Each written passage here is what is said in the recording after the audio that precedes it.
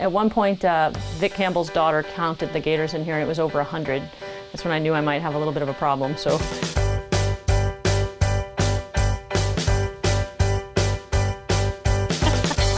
I thought I wanted to be a teacher, and so when I saw coaching, I thought it was so much more, it was like teaching magnified, and I thought that it was much more applicable to what I wanted to do because it was outside, there was a lot more stress in the games and in the training, and I just thought it was a really intense version of teaching.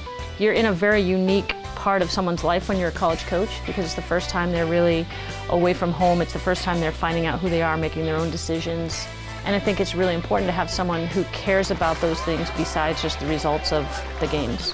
I remember applying for the job and, really wanting it, but not sure if it was going to happen or not. And then when it actually happened, I was really excited initially, and then I was really nervous. I was like, oh my gosh, like all these coaches are so awesome. And, I used to use the other team's successes as part of our recruiting pitch and still do.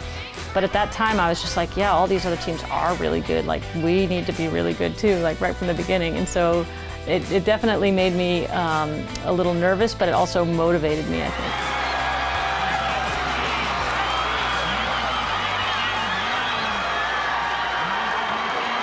So this door is our alumni that I like to update often. I think I get to update it a lot, especially at the holiday time and New Year's. Everybody seems to send out their family photos, and so I save them and I put them up here.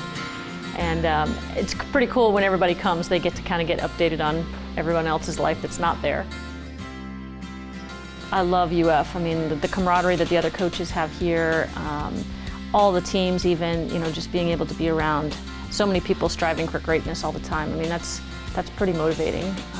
And then I think just the idea that it's like so different every year. It's coaching is coaching as itself, but it's also like with a different group of people, it always presents different problems and different issues and different things to solve. And it keeps it really fresh because it's never going to be the same.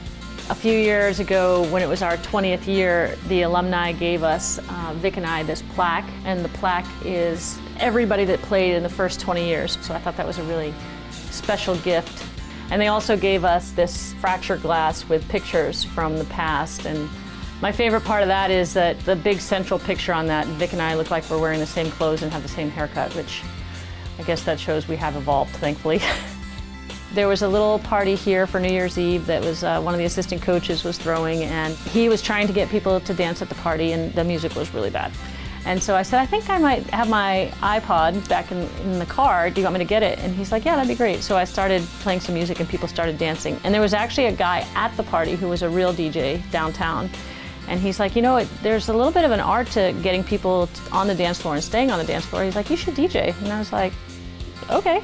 So I just bought a little system and started DJing and kind of just took off from there. Weddings, I've probably done 20. I don't know, it's just something that I do for fun. My most recent one, I did one in this summer in St. Louis, and that was really fun because I knew the people, both sides, that were getting married and a lot of the people who were there. And I think it really makes it fun when you know the people because you can kind of bring a little bit more of their personality to the wedding.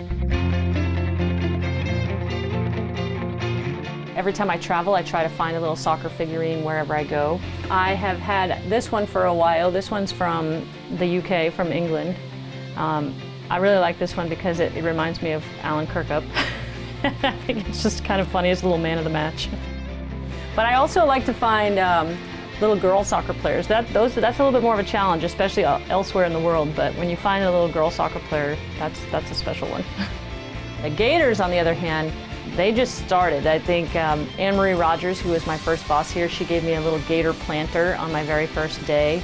And ever since then, Gators just keep appearing. Like, people give me Gators. I've had some professors who have given me Gators from some of their travels, which is kind of neat.